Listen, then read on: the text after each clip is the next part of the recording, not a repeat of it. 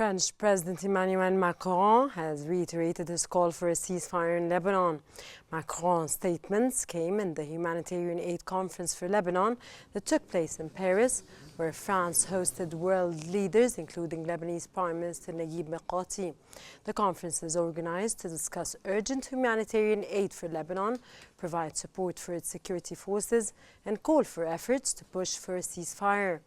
Representatives of 70 delegations and 15 international organizations have attended.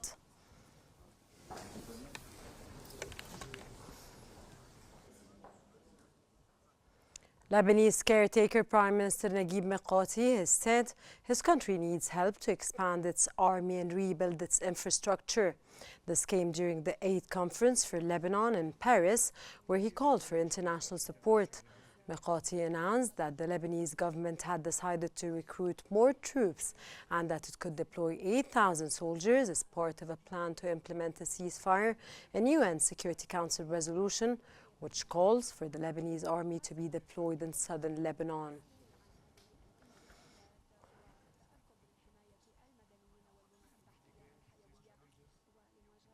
At the Paris conference on supporting Lebanon, Lebanon's Brigadier General Youssef Haddad stressed the urgent need to end conflicts.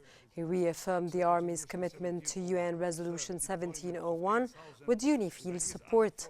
Haddad highlighted the government's request, led by Prime Minister Naguib Mikati, to recruit 1,500 soldiers to strengthen forces in southern Lebanon. He also emphasized the military dual focus on the south and internal stability, noting the challenges of maintaining security and social cohesion amid the ongoing crisis. Monsieur le Président Macron, Resolution 1701, third deployment of 8,000 Lebanese army forces soldiers. UN Secretary General Antonio Guterres has strongly condemned Israeli attacks on UN peacekeepers at the Paris conference on Lebanon aid.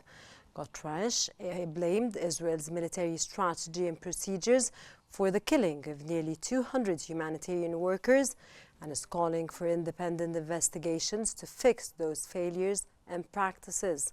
Guterres said that such attacks are totally unacceptable, contrary to international law, and may constitute a war crime. Assurer le bon fonctionnement des institutions d'État afin de relever les défis politiques et sécuritaires. France hosts an international conference in Paris aiming to raise €500 million to support Lebanon.